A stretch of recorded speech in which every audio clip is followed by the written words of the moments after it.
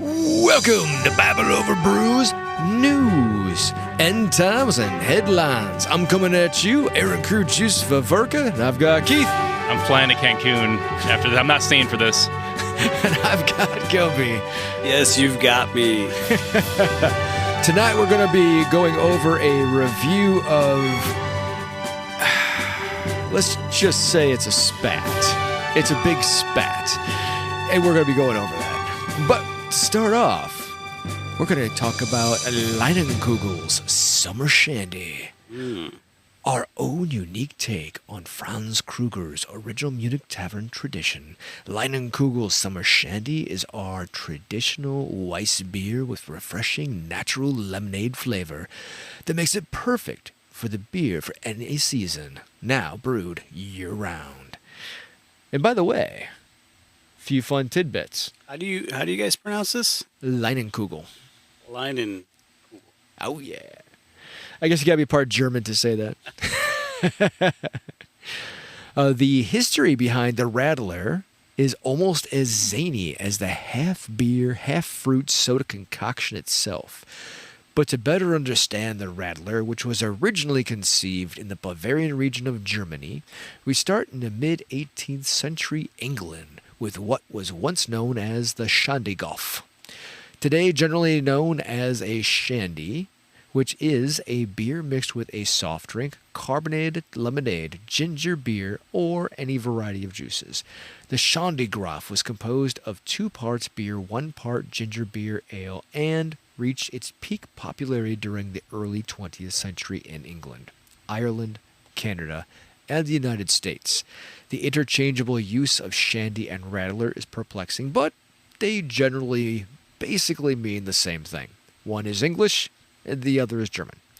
The term radler originates with a drink called Radelmass, literally cyclist liter, that was originally created by innkeeper Franz Kugler in a small town named Deutschenkofen, just outside Munich, during the great cycling boom of the Roaring Twenties.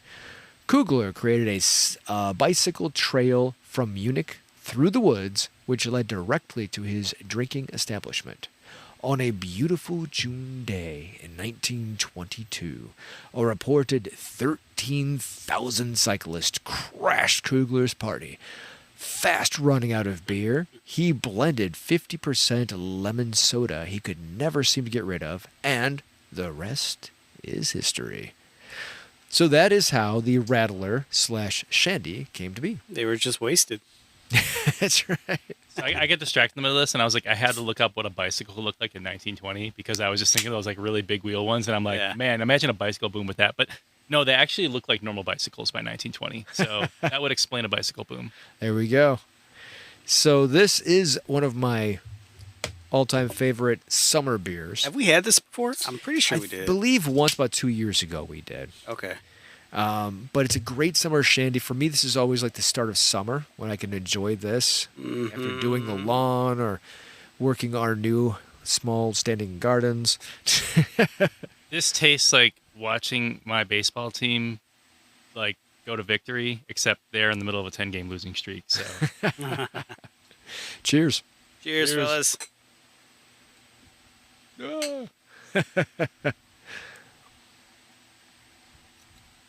That's wonderful. What I kind of love about it is it gets a lot of head on the top. And when you first sniff it, it kind of smells like a lemon key pie right off the top of it. It just has that nice, lemon fragrance on the top. Very smooth. So smooth. So this is definitely the start of summer. Welcome, summer. Glad you're here. They have a lime one that's very good as well. What? Yeah, I had that last week. I feel like Leinenkugels, I mean, now it's like a national beer, I'm guessing, pretty much. But like, I feel like it was the first like one from like either like wasn't like a main national brand, like a Bud Light or whatever, besides Yingling that I think I had. Yeah. It felt like it got here like a lot earlier than like a lot of the microbrew kind of stuff that we got now. Yeah, it was the rights for distribution were actually bought out by let me think. I think it's Miller. I believe Miller's the one that bought their distribution rights. That would. Oh, so Disney owns it. Disney owns everything. How many beers does Disney own? Probably half. Everything at Epcot. Yeah, right. I was actually touring down in North and South Carolina when Wicked Brewery, really nice little spot, like really good, solid beers. The week before Budweiser took it over. Mm. And they actually told us, they're like, you're here at a good week. And I was like, why? Gosh. They're like, because you get to have our beers before Bud takes over. Didn't they buy out Platform? Yeah, I was about to Yep. say, like, we know what happens when you get bought out by Budweiser. I know. Right. Everything tastes exactly the same. Yeah. I mean, which there is something to be said about consistency. But, sometimes you want to taste what the Brewers doing this season. Like, how does it compare to last season? Yeah. I also just want to, like, continue to exist, and now I can't get any of those beers at all. I know. yeah. It's so disappointing. Platform was the first beer we had, Yes. wasn't it? Yeah. Yeah, It Bud sure was. Yeah. 2016. It was sad when it went down. Mm-hmm. Pour out our Shandy for Platform. Wait, Yeah. no, I'm keeping my Shandy. It's pretty good. So this spat. So recently, Tucker Carlson, who I personally believe is doing a much better job since he has left Fox, he would agree with that because he recently had another former Fox anchor on, and they both together agreed that Fox is a propaganda machine. What? And it's ridiculous, and they would make them say things they didn't agree with. They actually had that episode. Who was he on- talking to? Shocker. I'll have to look it up. But it's one of his former anchors Dang. from Fox News. Oh yeah, they both solidly came out against Fox on it. Interesting. Oh yeah. I don't want to go too far ahead of this, but I have theories on Tucker Carlson. I will lead it to start because I want to get in the clips, and then we can discuss the theories. But like, he's much smarter than the average person you'll see doing the things he's traditionally done on TV, and that's the basis of a lot of things. Yeah. Yeah. He knows how to stir a pot. Like or I should put it this way: like, if he has stirred a pot that he shouldn't have stirred in the way that he stirred it, he knows better. I would agree with that. Yeah. Which, I mean, he actually is not poor. Gosh, I hope Like not. his family, his history, and all Oh that. yeah. Yeah. He very has connected. sit on a giant trust fund since he was born. Yeah. Oh, that okay. Yeah. He inherited the Swenson family fortune. Oh, that's right. I forgot about that. Yeah. So it's not like he's hurting. When did he stop wearing bow ties? I don't know why I just thought of that now. Doctor Who would say bow ties are cool. Sorry, I'm a Doctor Who fan. But this was actually really good. It was really good. He said a lot of the things that we were thinking, and I love the fact he was not afraid to confront Cruz at any given time. So we're going to just play some clips from this podcast because it's like 2 hours long. So we're not going to go over the whole thing. But we'll play some clips just to kind of let him stir the pot a little bit. Keith is like, because I don't have the stomach for that. Most of the Ted Cruz part, but a Yeah. little bit of the Tucker Carlson part.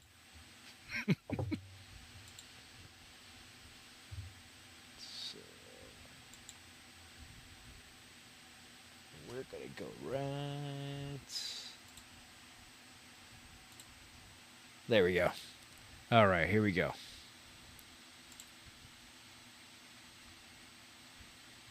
Or should we, just to make, I don't think I disagree with anything you've said, so we may not be that far apart, really, because So you it starts said nice. It starts that nice. the single criterion for making decisions about America's foreign policy is America's national interest. Yes. That's it. Yeah. Which is also America first. That's another way of putting that I as think well. it's the definition of it. Yeah. It's hardly breaking news the U.S. dollar has been gravely devalued. So they start really, really light. So they're agreeing on most things. It's very conciliar at the start. How long does that take? That go where they're being kind of nice? Because I've just looked at the nasty clips so Let's far. find out. Today. The question is, are we watching that now? So I think we are. And from what you've said publicly, I think on Iran in particular, you and I disagree. There And we go. all right, let me contrast it when Obama was president. When Obama was president, you remember he talked about wanting to have military action against Syria. Mm-hmm. And at the You see him time, I tried to keep an he's open mind. sipping, to it. getting ready. I said, okay, Like, let you me see listen to him the getting ready. commander-in-chief describe to me how this is in America's interest and what your I love that he's just sitting there sipping. He's chugging down whiskey. plan is. But Oh, keep going. Bashar Assad was a bad guy. He was killing his own citizens, and he had chemical weapons that were very dangerous. I could conceive of a commander-in-chief laying out a plan for, okay, we're going to go in and say, grab the chemical weapons and leave. Like, I could see that. Everything he's saying right now, it's a bunch of BS. What's going on with your subtitles? Like every other one is in Russian. Yeah, I'm not sure. I was gonna say, it looks like it's Ukrainian or Yeah. Okay. I'm not sure. It's whatever YouTube's throwing up. I'm not sure. That's very interesting. probably cussing him out in their language. More than likely. They're inserting their own ideas. If there was a real threat to America and there was a plan to prevent that, I could see supporting that. So I wanted to hear what he had to say. And I listened both in classified briefings and public questioning. And number one, their public defense of it was incoherent. So John Kerry said, we're going to engage in an unbelievably small strike. I think that's a quote. I'm like, okay, and to do what? At the time... Now, if you go back and look at half of what he's saying, he's making a lot of this stuff up. He's actually making a lot of this stuff up. So we're going to fast forward just a little bit because it starts getting pretty juicy. That's an example of peace through strength. I wonder, is there anybody who was alive in 1989 who wouldn't trade that America for the one we live in now? There's not one person, I don't think. Oh, sure. But just the basic metrics, debt, suicide rate, life expectancy. I wonder why after that victory, America didn't thrive in the way that we thought that it would, that I thought that it would. My family was involved in that. We were very focused on it in my house. We won. And I wonder two things. Why didn't the United States kind of declare victory and make some sort of arrangement with Russia that allowed mutual prosperity rather than continuing a Cold War? And second, I wonder why the United States didn't get a lot better. Why don't we have better infrastructure? Why don't we have fewer homeless? Why do we have all these? Now, that is a brilliant question. Yeah. That is a brilliant question because here's the thing. Is he still talking about Syria, though? No, so at this point, they're talking about the conjecture between what America is right now as compared to the 1980s, right? So, and they're showing back and forth about he's going to get to a bit more of how much spending is going into the military as opposed to things like infrastructure, like he's referencing now. And there is a huge thing to be said for that. If you go back to the time of FDR, for example. Taxes were exponentially high. At some point it was 91% Over of your threshold, income was taxes. But during that time, we also built the backbone of everything we have now. So it actually went directly to the people, as opposed to now where it just goes into the military and then who knows where. He does this a few times in the interview where he actually holds a politician to account for something that happened more than 15 minutes ago. Yeah. And it's I wish more people would do that. Oh, absolutely. Absolutely. I love it when it gets awkward like that. And one of the main reasons we're going over this is because there's a really good argument back and forth about America and religion. And that's one of the main key reasons I wanted to really go over this, because it really kind of harkens on the heartstrings of a lot of our listeners. Drugs. If we won, why does our country look like this? I walked across from Union Station this morning, as you do, I'm sure, every day. And all these people lying in the street and sleeping outside. It's what is that? We're sorry to say it, but this is not a very safe country. And, of course, there's more commercials.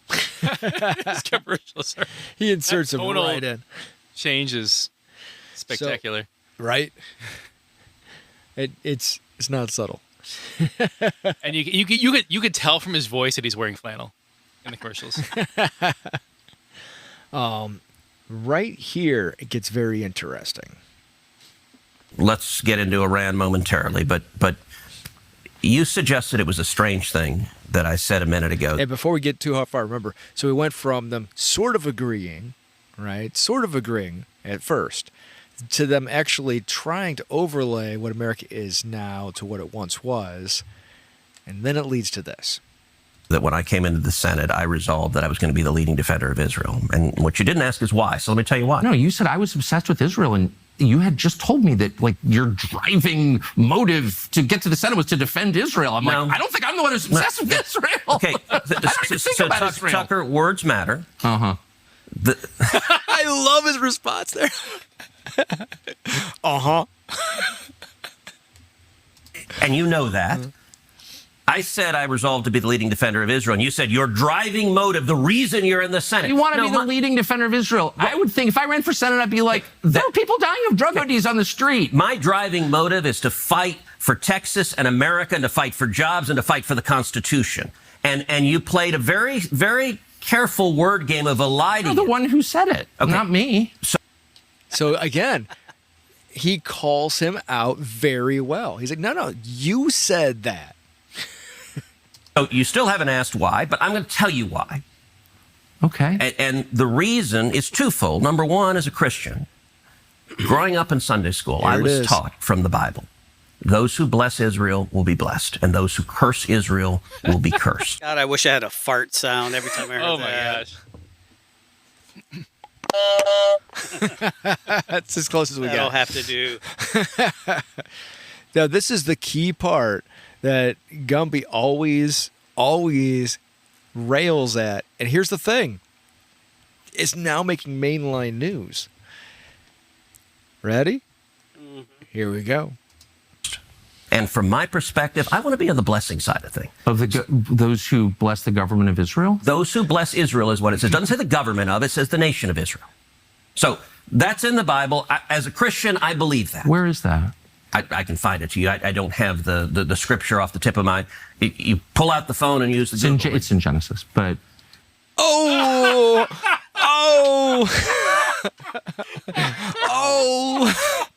Man! That's a simple Sunday school question that, I mean, I know kids in our Sunday school This would is know why I already. wish Tucker I'm like, Carlson was actually on my side, like regularly. He's so good at this. He's so good at It's this. infuriating. Yeah. I mean, he's demolishing him right now. Okay, ready? So you're quoting a Bible phrase. You don't have context for it, and you don't know where in the Bible it is, but that's like your theology? I'm confused. What does that even mean? Boom! I'm Ted Cruz, and Wait, that was just brilliant. Wait, you don't have context. You don't know where it's at, and that's your theology? yeah. Tucker, I'm a Christian. I want to know what you're talking about. okay. Where does my support for Israel come from? Number one, because biblically we're commanded to support Israel. But number two... Hold on. I'm not holding on. Hold on. You're a senator, and now you're throwing out theology, and I am a Christian, and I am allowed to weigh in on this. We are commanded as Christians to support the government of Israel? We are commanded... Oh, again, he's very good at hammering this point back at him. to support Israel. And we're What does that mean, Israel? We're told those who bless Israel will be What does blessed. that But mean? what? Hold on. Define Israel. This is important. Are you kidding? This is a majority Christian country. Define Israel? Do you not know what Israel is? That would be the country you've asked like 49 questions about. So that's what Genesis. That's what God is talking about. The nation of Israel, yes. And so is that the current borders, the current leadership? He's talking about the political entity called Israel. He's talking about the nation of Israel. You had nation. So I love the fact that he's making him define what he means. Yeah, it's harping down. That's why a lot of you hear a lot of rabbis say that the nation of Israel is everywhere, scattered. You know, the diaspora. Yeah. That's their nation because they disobeyed a long time ago. Yeah. It underpins the what we usually blow past, but we should be absolutely horrified about, is that based on a single passage in the Bible, that is why Ted Cruz wants to drop bombs on Gaza. Like, Right. Like, we are killing people because of like the most like blatant like like even if it wasn't a misinterpretation, the most simplistic possible interpretation that would possibly would have to have so many other layers besides that. Like, and that's why you kill people. Yeah. Yes. Yes, absolutely. And do I think Cruz actually believes that 100%? No. I still think he's a politician, but he knows Trump's base and the people who put this president in power who do believe it. Yeah. Multiple times here, he's going to speak like someone who is trying on the fly to find a bunch of justifications for it. But at the end of the day, is money. Absolutely. Yeah, it's god awful theology. I mean, It's called IPAC. We'll get there. well, what he's promoting is idolatry, in my opinion. I mean, like 100%. Nations exists, and he's discussing a nation. A nation was the people of Israel. Is the They're nation the God's descendants of referring Abraham. to in Genesis, is that the same as the country run by Benjamin Netanyahu right now? Yes, It is.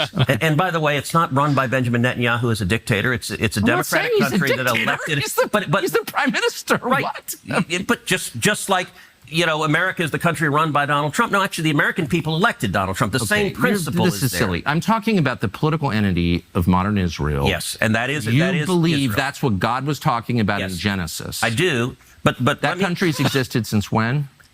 for So again, he's doing a really nice job of going back to what is the context of the passage. And that is what Ted Cruz is actually kind of failing to realize he's trying to ask him. you can't wiggle out of that. No. You just can't. thousands of years. Now, there was a time when it didn't exist, and then it was recreated just over 70 But years ago. I'm saying, I think most people understand that line in Genesis to refer to the Jewish people, God's chosen people. That's not what it says. Okay, Israel, but you don't even know where in the Bible it is. So I don't know if we can. I don't remember the scriptural citation. But, okay, I keep... It's like Genesis 16 or something like that. But yes, it's in the earlier part of the book. But the point is, All right, Tucker, you keep it's a interrupting me little- before I finish my it's just sentence. important to know what you're talking about. I don't know what you're... So you're saying as a Christian, if I No. believe in Jesus, I have to support the modern state of Israel? No, I'm not saying that. I'm explaining for me what my motivation is. But okay, so I'm just trying to understand. You said God tells you to support the modern state of Israel in the Bible, in some place in the Bible that you heard about, but you don't know where it is. This is actually painful, man. It's so bad. I'm starting to realize how this actually is related to the Jordan Peterson versus 20 Atheists episode we'll record later.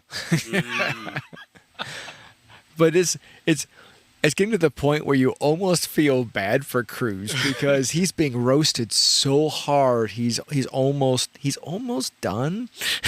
Oh, yeah. I mean, if Heiser were watching with us, it's Theology 101. You take anything out of context and you have nothing to stand on. Nothing. That's your theology? You're going back, am I a sleazy feline again? I mean... If you accuse me of anti-Semitism, What? Where did that come from? Oh my God. What did he say? That comes from earlier. So earlier in the episode, 'cause we actually jumped ahead for this part. Ted Cruz insinuates that he's calling him a sleazy feline, like a fat cat. I mean, Because Well, if it walks like a dog. Ted Cruz obviously loves playing the victim here because if he can't win victoriously, you're abusing me. doesn't make it I will say that, but I don't think you will. Try to be a little less condescending. I'm trying to have a conversation. Condescending, you're throwing this stuff out, and it's my job to figure out what you're talking about, but I don't understand. But you're not letting me... Okay. I'm sorry, I want to be polite. And he just stares at him. Okay, go ahead. That is, for me, a personal motivation, but I also, what I was about to say, I don't believe my personal faith, not everyone who I represent is a Christian, it's not an argument for me to give that we should do this because of my faith. And so as an elected official, I don't give that as the reason we should support Israel. That is a personal motivation for me, but I don't think it is the reason we should. The reason that I am the leading defender of Israel is because Israel is our strongest ally in the Middle East, an incredibly troubled part of the world, and supporting Israel benefits America. So now here's the thing. He's inserting. Said deeper shit there. Uh-huh. Everybody will gloss over what he just said. But what he just said is, I'm basing my personal, non-contextual theology on leading everybody that I am in charge of. Yeah. How scary is that? It's exactly like, it doesn't matter if it's your personal thing or not. If you have this much power and that's why you're doing what you're doing. Yeah. And back to dropping bombs, like you're helping with that in your own special way. That's pretty effed up. I mean, think about that. You're like, I know I don't represent this person over here. Oh, wait, no, I do. Well, you're still going to abide by my theology. Well, that's what he's thinking, his ace in his back pocket. You know, them being a democracy in the Middle East, and we support democracy. That's always like their backup play. Yeah. Once the theology falls apart around that. Yeah. I mean, this is quite the thread to untie, maybe some other time. But like, it's also worth noting, politicians holding a certain theological view actually goes back and influences theology. It's very true. much so. It's true. Yeah. Oh yeah, there was no.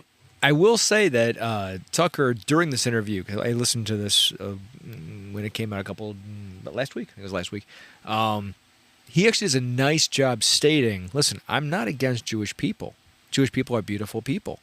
He's like, but there's a difference between supporting a nation that's harming somebody and Jewish people. He's like, there is a distinctive difference. I'm not talking about Jewish people. I love them as much as I love anybody else. I'm talking about what a nation is doing against another nation. So he did a really nice job making sure he was, parsing that. So here we go. And the clearest illustration of that is what is happening right now. Let me just make this point, and then and then I'll just ask what you mean. That's it. Okay. Yeah. Look, Iran, I think the most acute national security threat facing America right now is the threat of a nuclear Iran. I think China is the biggest long-term threat, but acute and near-term is a nuclear Iran. There's a brilliant clip, by the way. There's I don't think I sent it to you. There's an absolutely beautiful clip. It was actually compiled by the Young Turks.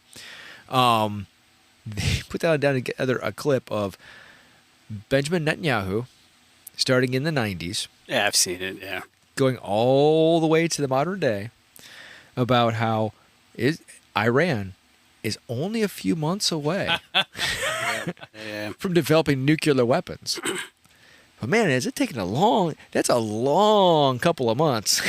That's how like everybody's been complaining my whole life that like the national debt's about to just like kill us immediately. Right. Not just Iran, but why we should also get Saddam Hussein in Iraq.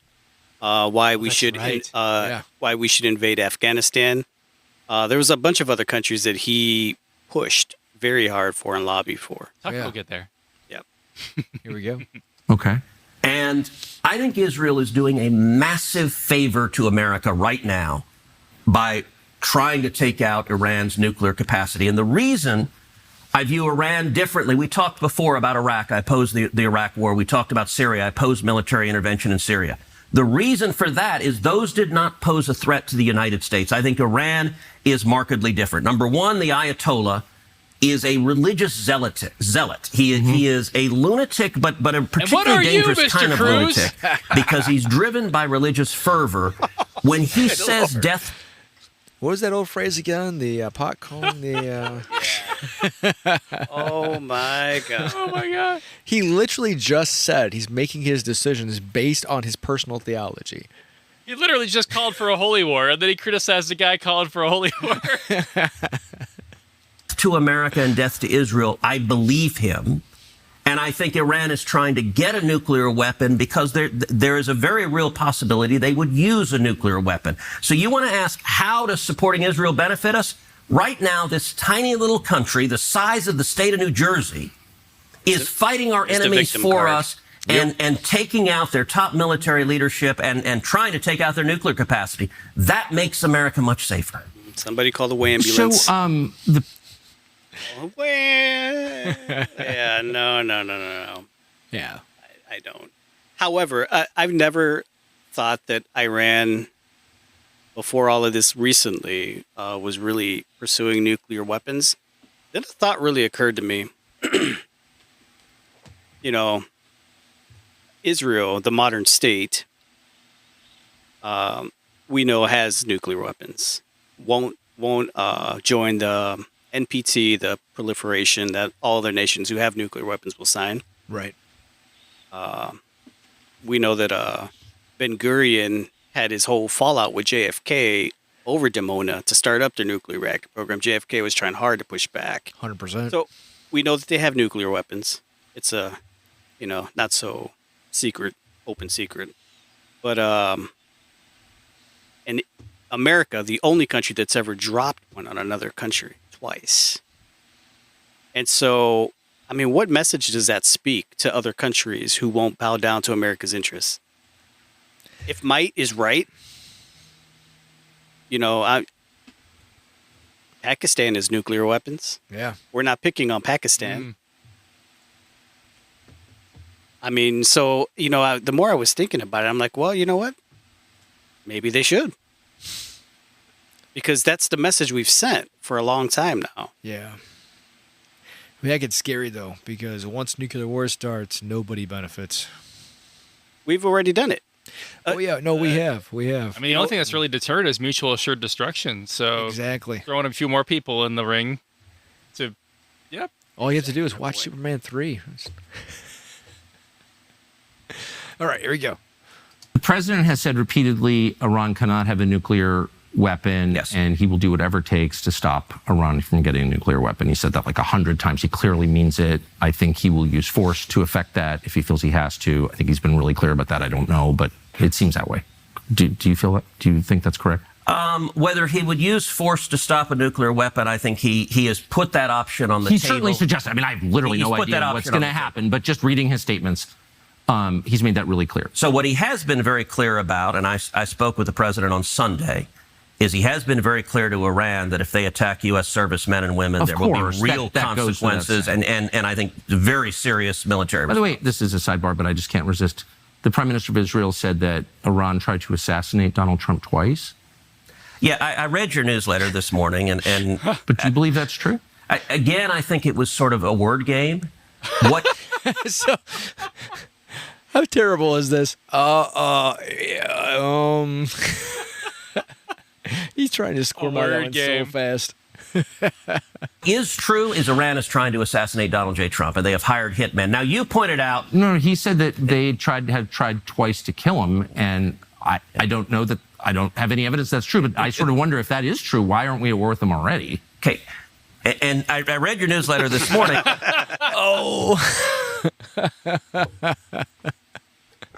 And I thought it was playing word games to draw a political point.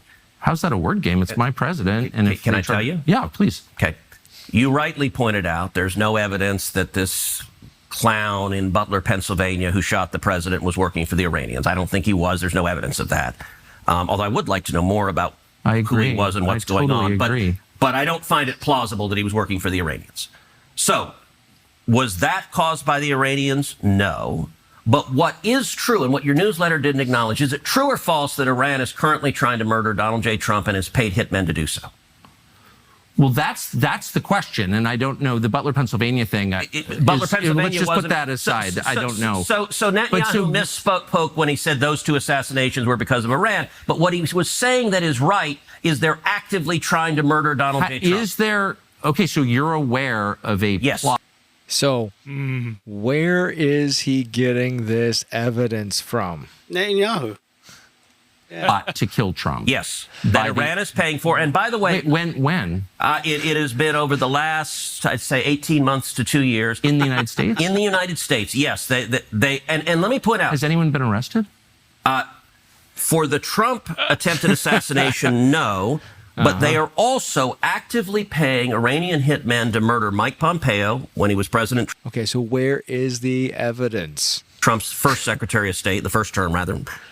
John Bolton, when John Bolton was National Security Advisor to President Trump, and a guy named Brian Hook, who was Assistant Secretary of State. Right. During the Biden administration. Wait, but hold on. Can we go back to Donald Trump because he's the president? No, it's a big deal. What do you mean? When no one has been arrested for these assassination attempts on Trump.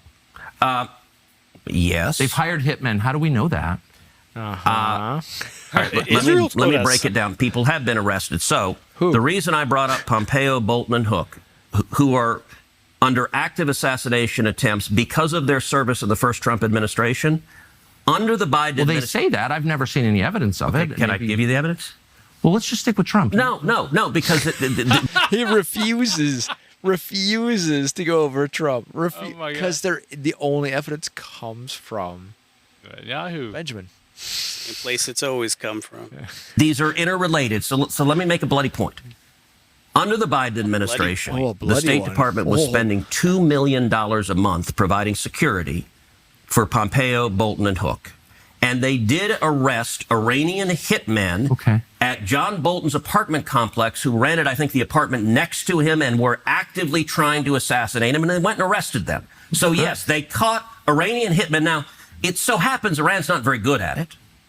And so they are actively trying. And in fact, but what about Trump? He's the president. If there's a plot to kill Trump by the Iranians, I love the fact he keeps going back to this. It's like, hold on. Stop moving ahead. The president. I'm not talking about the president. I really want to talk about Mike Pompeo.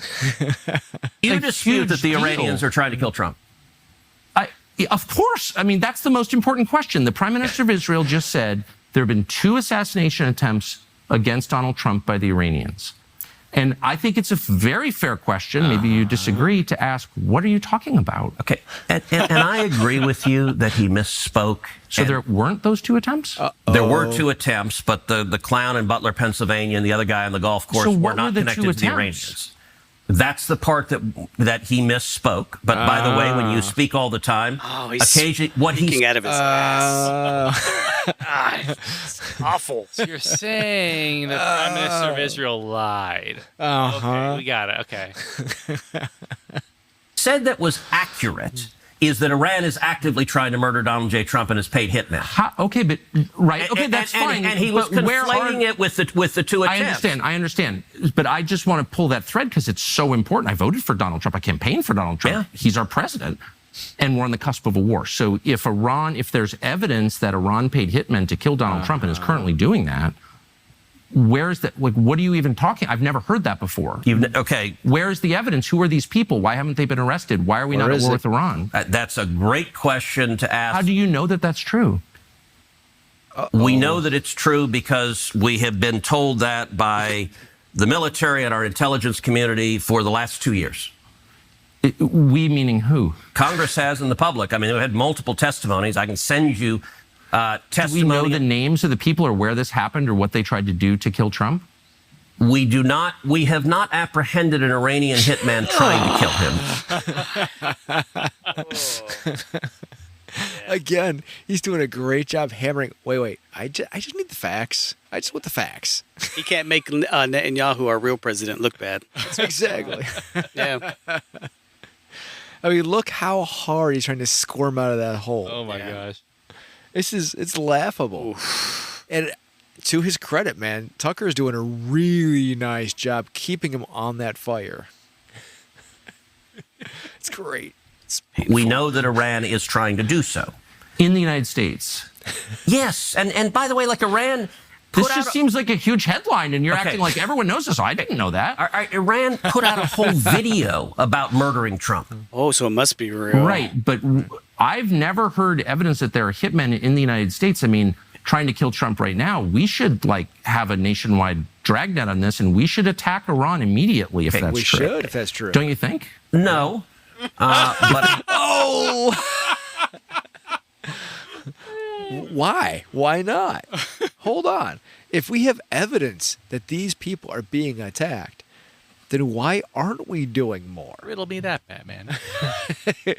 So you're telling us we have assassins here in this country working right now, and we're not doing anything about it.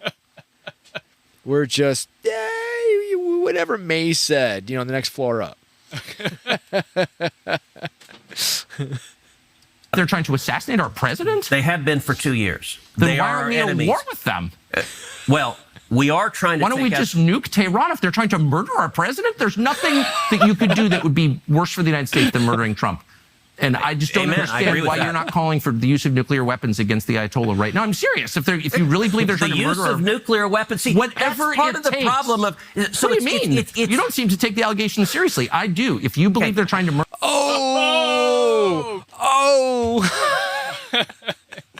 You just called him out. You are not very serious, sir.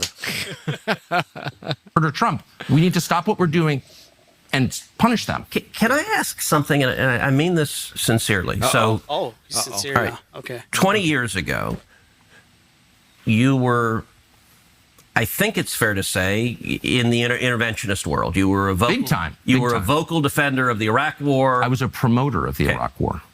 And you now, and I look, I think you were mistaken. I think you were mistaken. That's okay. Look, people change and learn, and that's part of the journey of being human. Your views have moved, though. In my view, they've gone way too far the other end. And so I'm just totally wanna ask confused. why. I'm saying, hold on. Wait. So yeah, now he's diverting. Well, I think this is a you problem. Who cares what a senator from Texas thinks? I want to know what a news guy thinks. Yeah, absolutely. The interviewer, that really matters. Oh, 100%. This is one of the weirdest conversations I've ever had. I'm saying if it's true that Iran is trying to murder Trump, we need to move militarily against Iran immediately. That's not isolationism. That's the most. That's a cult of violence. Yep. See, he is 100% correct. If this is true, why aren't we doing more? It's a very neoconservative position. Yeah. Which I am calling for. If we believe that Iran is trying to murder our president, we need to strike Iran. Okay, but And then isolationists you're say things like, well, then just nuke them, which is what you just said, which is kind of a weird... Because I'm upset, Okay. because I'm taking you seriously. You don't take your own statements I seriously. take my statements very seriously. So I've asked you, where's the evidence this is true? And you've said, well, they're trying to assassinate Brian Hook or something, which I'm against, by the way. And I'm against hurting any American, period, no matter... So do you dispute that they're trying to murder I'm not disputing Hook, it at Pompeo, all. and Bolton? I'm not disputing I mean, it they at all. literally arrested the hitman with Bolton. I don't know why that's even relevant. I'm asking about the president of the United States. Wait, it's not relevant that Iran not hired relevant. hitmen Wait. Here goes the diversion again. No. We don't want to talk about that, fictitious assassination thing. to murder cabinet members in Trump's administration. That doesn't go to I've already how credible said is it that they're I'm willing to spend money to do totally that. opposed to that. It's awful. I am against killing anybody, actually, and Okay, I'm especially not. foreign government. Okay. I'm asking about your allegation and the Prime Minister of Israel's allegation that And let me be that clear, Iran I'm is trying to emphatically for murder the killing our enemies. president. Killing terrorists is a good thing. Killing people who are trying to murder Americans is a good thing. Because if you're America first, you want to protect America. And so killing Osama bin Laden was a fantastic But you don't day really for the believe world. that they're trying to murder Trump, or you? Yes, I do. Yes, then, I do. Then why aren't you calling for military action against? And that's a legitimate question. If you really believed it, then why aren't you doing anything about it? I love how the You're on deflection right was now? like, I'm pro-murder. Yeah, right? Because they're not very effective. In terms of hitmen, their hitmen are not very effective. I do think... So they're Oh, so they're Jar Jar Binks. Misa want to assassinate the president.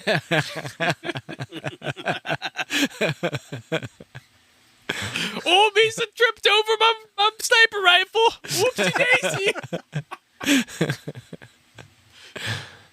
hitmen, but not the bad kind, the efficient kind. No, saying. they're a weak country who is on its knees, and I think we need to... Then why are we so afraid of them? Why are they the biggest threat if they're a weak country that's on its knees? Because they're trying... I'm trying to keep track. They're trying to develop...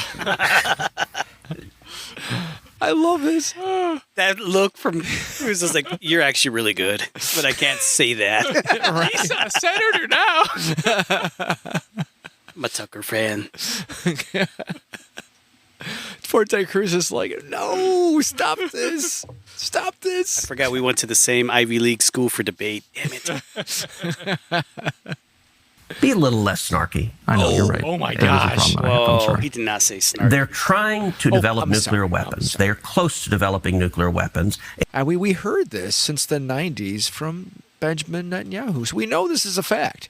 It's been happening for a long time. and even a weak country with a nuclear weapon.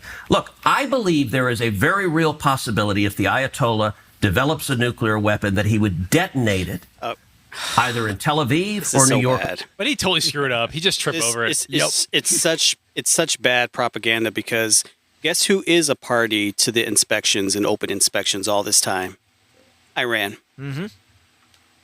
They've been open to it. They have been. And guess whose intelligence have actually said they're not trying to acquire nuclear weapons? Oh, American it was ours. intelligence. That's right. In fact, only 90 days before this. Yeah. Oh yeah. Oh, did they bring up Tulsi? Not yet. Oh man, I'm getting ahead of myself. Because it was literally our own head of. He's throwing softballs to Tucker here, and I just missed the key Jar Jar Binks quote. How wooed!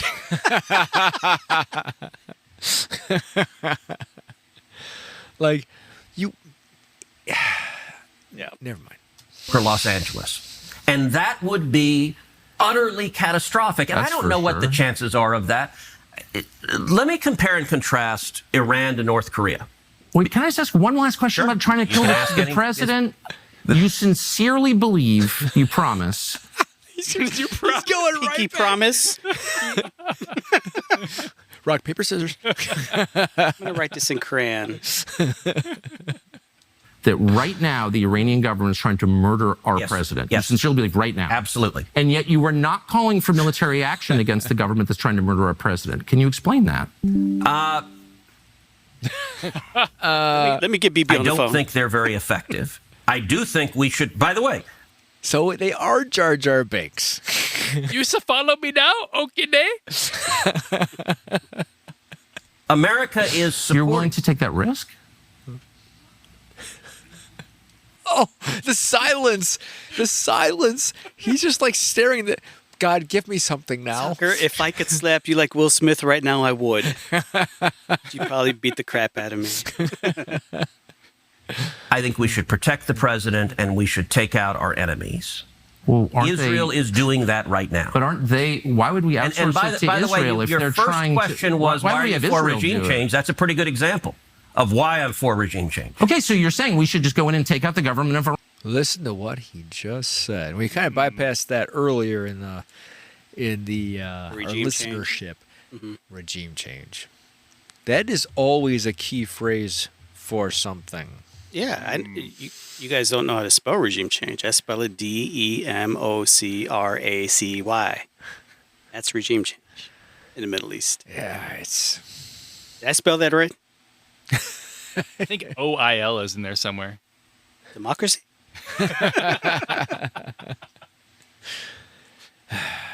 Iran. Why would we outsource it to Israel if they're trying to murder our president? Okay, you sound like an Outsource isolationist.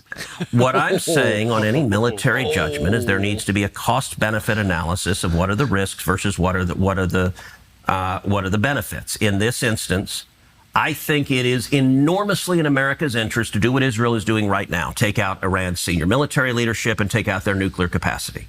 That is benefiting America, and it is a good risk-reward. I would oppose. Is it though? Is it really? It's a long old tale, though, but a small part of it will be so clumsy. Invading Iran and putting boots on the ground to topple the government.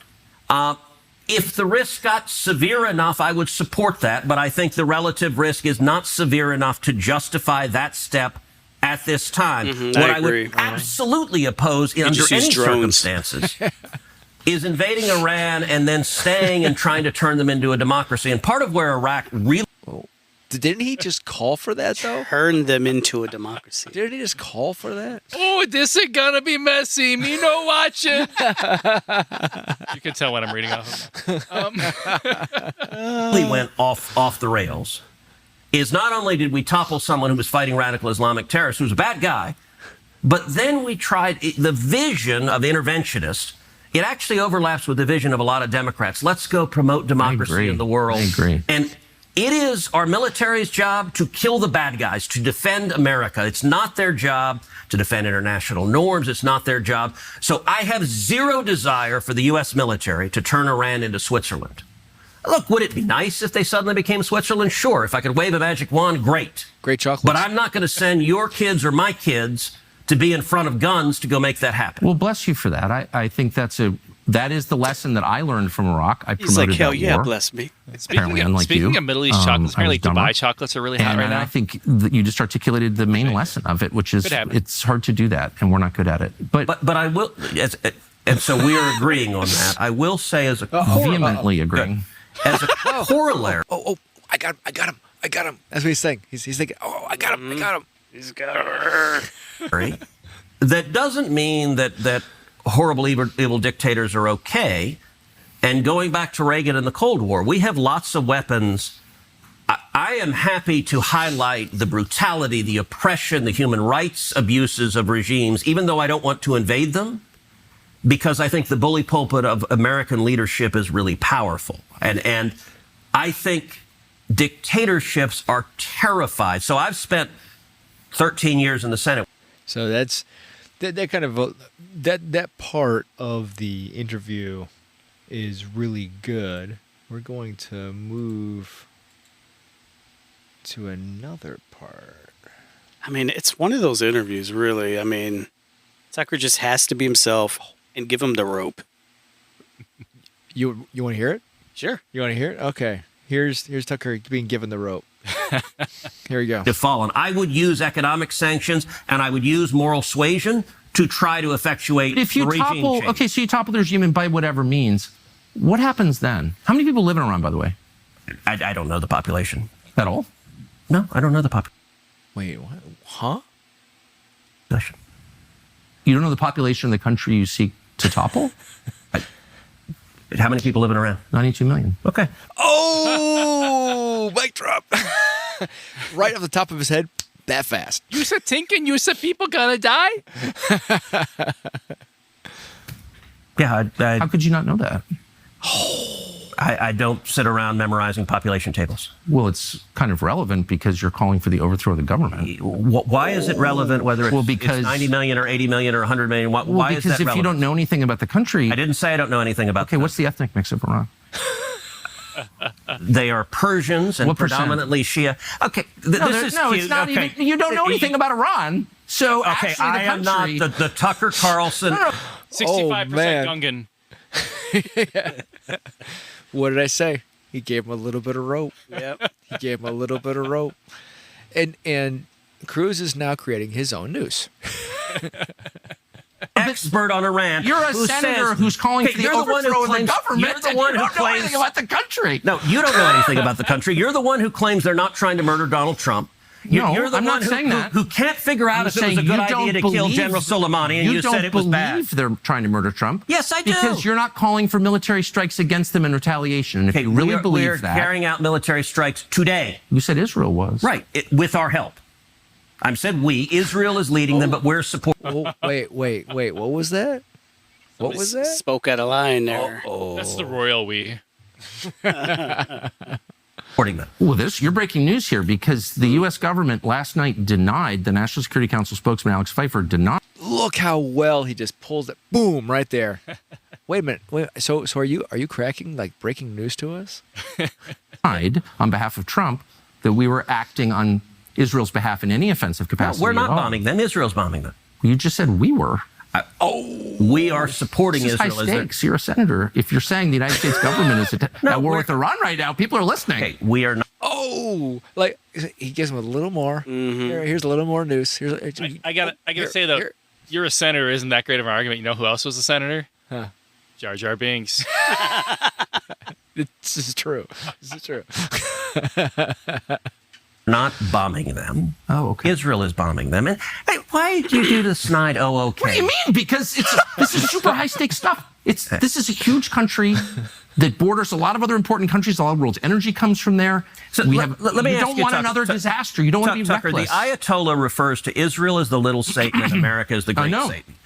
Do you believe him when he says it's the great Satan? Of course I believe Do you think if the Ayatollah could murder both of us right now that he would? I do. I believe him. Okay, I assume no good faith on the part of the Ayatollah. No, not and good if your faith. implication is like, it's not I'm good pro-Ayatollah or something. No, it's not. Now, notice he keeps throwing those red herrings out. Yeah. Like Ted Cruz is really good for that. Are you saying this? Are you saying? Wait, when did anybody say that? Good faith. It's that. Just saying, you're a lawmaker. You're a powerful person in Washington. This is the most powerful country in the world. If you're calling for toppling in government, it's incumbent on you to know something about the country and to think through the consequences of that. And you haven't, and you don't. And I'm saying that. Oh, that was such a nice. How rude! You just got the snippety snip, man. Man. That was a political vasectomy right there. You snipped them bad boys. Snip, snip. I had a thought. Okay, you engage in reckless rhetoric with no facts. And to be clear, I'm not calling for the overthrow of a government. You put out a newsletter attacking Donald Trump and calling him complicit. Never attacked Donald Trump. Yes, you have. And by the way, I campaigned for Donald Trump. Okay, yes. And this is after anti-Semitism, this is the last refuge. You're an anti-Semite and you hate Trump. Okay, I love Trump. I will read. You put out a whole newsletter saying Trump has abandoned America first. And here's what Trump said in response. Well, considering that I'm the one that developed America first and considering that the term wasn't used until I came along, I think I'm the one who decides that. For those people who say they want peace, I did not know about this part. Oh, brother. Like, oh yeah. To make myself sound smarter, I'm just going to read Donald Trump's words. Hold on. Let me pull out my appeal to authority. Let me see what True Social says. How many other logical fallacies can I pull out of my butt right now? Thank you for your attention to this matter. Can't have peace if Iran has a nuclear weapon. Actually, this talk is a perfect a showcase of what a logical fallacy is. Because over and over again, Ted Cruz uses logical fallacy number 1, red herring. Number 2, he inserts false fact, which falls under multiple logical fallacies. Straw man is one of the foremost of those. So it's kind of brilliant. There's no true Scotsman is inside of there. I mean, it's if you go through piece by piece by piece, like every good logical fallacy is being pulled out. You could consider the assassination thing almost like a straw man because it's like you start by like making it up and then being like, well, suppose it was true. Right. Right. Yeah. And when that doesn't work, you don't want to save Donald Trump? Are you a bad enough dude to save the president? You're pro-Ayatollah? So for all of those wonderful people who don't want to do anything about Iran having a nuclear weapon, that's not peace. That was directed at you. Man, you got me. Busted. No. I'm just saying. Look, my views. Look, I like Trump. I campaigned for Trump. I know Trump. I talked to him last night. I'm not against Trump, and you know that. But you're against his foreign policy. I think that we should be very careful about entering into more foreign wars that don't help us when our country is dying. When you say and our don't country help is us, dying. Look, yes, focus on our country. I'm all for it. But the naivete. You don't even know how much money this costs. You don't know anything about the country whose government you want to overthrow, and you're calling me reckless. I want to stop a lunatic who wants to murder us from getting nuclear weapons that could kill millions of Americans. Fair. You say, I can't see how that benefits America in any way. That is bizarre. And by the way, bizarre. Isolationism, your foreign policy is the foreign policy of Jimmy Carter and Barack Obama. Oh, absolutely. And it doesn't work. Yeah, I'm a big leftist. This is so silly. Now I'm Jimmy Carter and Barack Obama. Okay. Let me see one. Oh my God. Which, by the way, he does a really good job right there of calling out his logical fallacies. Yeah. Because again, this is a perfect straw man. Mm-hmm. Didn't you say this? Well, Jimmy, no. As a president, as any standing president, in our modern times, you don't want to be called Jimmy Carter because he is actually very pro-Palestinian and he fought for peace. Yes, he did. And I mean, up until his dying, yeah, up until his death. Yes, he did. Oh, wait, go back one.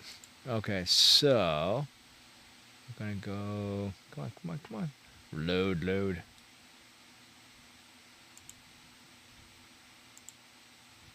There we go.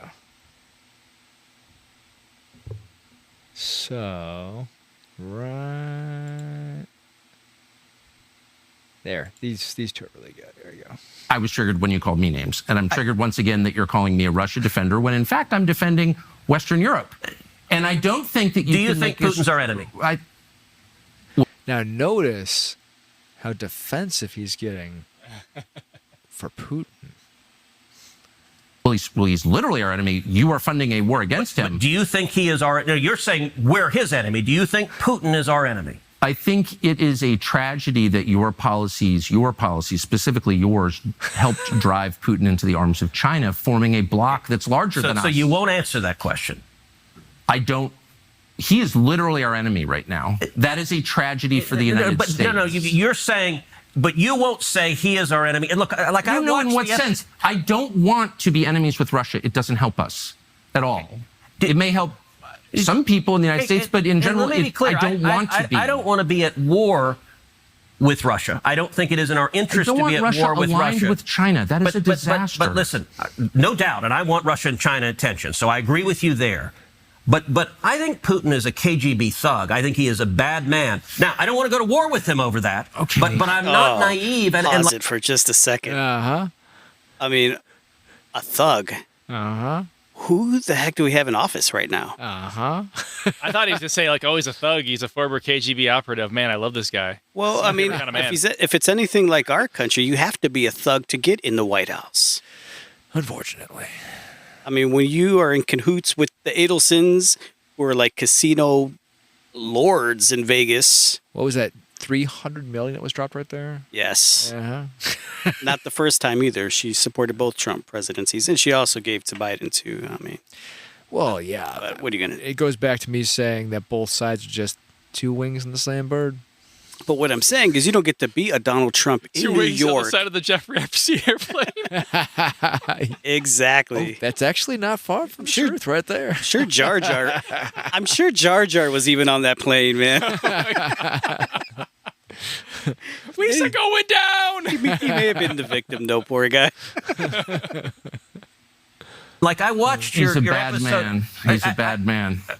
Okay.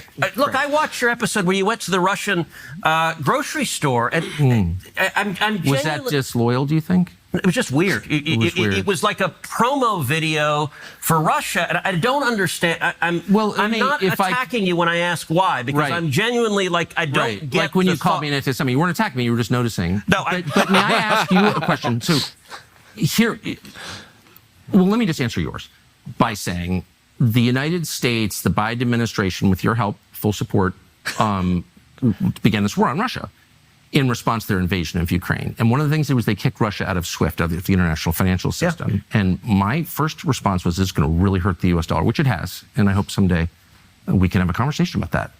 It's really, really hurt the one thing that we needed, which was to retain dollar supremacy. So I was interested in the economic condition. By the way, that's a reasonable point and a serious conversation. I'm aware. And but I can agree with you. No, but I was accused of being. I think it's weird that you went to a Russian grocery store and said it was prosperous. No, my point is it looked like a commercial. It looked like a commercial. Isn't this wonderful? No, it was an argument against the efficacy of sanctions.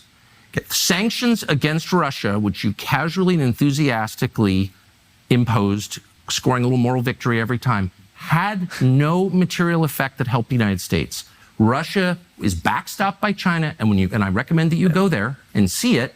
It is way nicer than Washington, D.C. Way nicer. To me, that's a tragedy.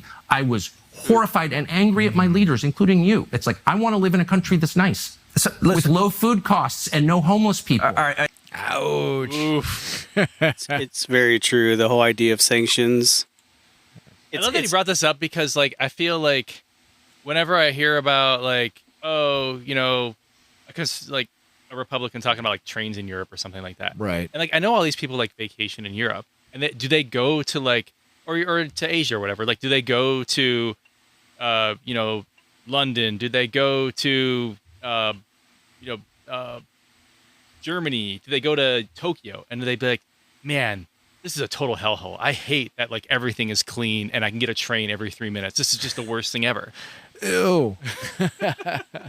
like why don't they want nice things ever? Yeah. It's true. Except I think they do. They just don't want them for anybody else. Yeah, good point. Yeah. And we'll end with this part right here. No, I authored the legislation that shut down Nord Stream 2 that prevented the war. And if Trump had still been in the White House, we would have had the war. And look, the comment you made, the reason things like moral relativism are so dangerous, everyone kills people. No, there is a difference. The United States, we don't have concentration camps. We don't torture. We do now. I would disagree with them because we've been known to have those throughout history. We just opened one. It's called Alligator Alcatraz. Uh-huh. And murder people. You look at China, where they've got 1 million prisoners in concentration camps. You look at Putin, where he's got prisoners in Siberia. He tortures and murders his political opponents. Donald Trump doesn't do that. America doesn't do that. And by the way, what are you most even talking other countries about? don't do that. I see the game. It's like, I'm distressed. You're the one playing a game. I'm distressed. No, I'm responding with fact. So again, he's doing a really nice job calling him out on his logical fallacies. Also, the whole You don't U.S. like the prison facts. system is a concentration camp, really, if you think about it, how many people are inside of it. Yeah. Anyway, proceed. I don't even know what facts you're talking about. I'm not saying that Trump puts people in concentration camps. I campaign for Trump. I love Trump. So did I. Okay. So this has nothing to do with Trump. I'm merely saying When you said every world leader kills people, it puts just them want all more in the emphasis on what's happening inside the country. That's it. Is there a That's moral it. difference between America and our enemies? Is there Are a you moral difference between joking? America? Of course. And what is it? Articulate it. I'm It's American. valuable to say why. Why are we a better country founded on better values than China? I'll tell What's you. the difference? I'll tell you why. And I know Because the whole purpose of America is to protect the God-given rights that each person possesses by virtue of being created by God. Amen. By being human. That's the point of our founding documents. And no other country articulates that in the way that we do. You know what? It was actually a pretty strong counter argument from Cruz at the end. Yeah. Because it forced him to really redefine it. I mean, I really wish he would have held his own and just said, no, we do think we're better than everyone else. We are always the most moral. You know? Yeah. Yeah. What does he say next? I was like, All right, here you this go. could either go bad or good. And that's what I love about America. My family's been here a long time. I'm never leaving. So I really love the country. Despite going to a Russian grocery store, despite asking you questions about AIPAC, I love America is the truth. And I love Trump. So, but I just want more emphasis on America. That's it. I emphatically agree. And we skipped over that a little bit because there is a large section in there where AIPAC. he goes over IPAC and he hammers him. He's like, "Oh, where's that money coming from? Where's that money from? How come that money is the only foreign place it doesn't have to register? How come?" And so he does hammer away at that point. Yeah. Agree with America first. I think Donald Trump does as well. And I think his foreign policy has been vigorously protecting that. And I agree with the president. Good. Well, I appreciate your taking all this time. Sure. And I know you didn't mean it. Boom! Wait, I know you didn't. Wait, I know you didn't mean it. what was he referring? I think of 5 different things he didn't mean. When you call me those names. That. That's so funny. You know, yeah. I guess I was hoping at the end he actually would have like said something about like how those values should actually reflect how we engage with the world. But see, Libby. That's what I don't know. I think like Tucker's like 90% there. I mean, I don't like that he keeps saying that he loves Donald Trump. Yeah. I mean, it's one thing if you supported him, you thought his policies were going to be whatever.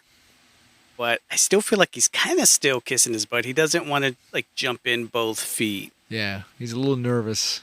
So I kind of got that. And Cruz picked up on that in the end. And I think he ended stronger than the rest of the interview, actually. Yeah. I feel like Tucker is like a complex witch's brew of like genuine conviction, desire to be relevant and influence policy, simply wanting to take advantage of his many talents. Because I know there's like I've listened or read a lot of like, the behind the scenes or like people talking about Tucker in real life. And like, they'll be like, when he was like his Trumpiest or whatever, or most, whatever, they would be like, yeah, he doesn't like really believe all this stuff that he's like, going rah-rah for. like he is to a certain extent playing a persona. So he's like incredibly good at like I think it would be hard to say he doesn't have genuine conviction on this particular point. Like he seems like he's taking some of that and also going like him taking on people in his own party actually is probably part of being relevant and also just simply demonstrating his talents.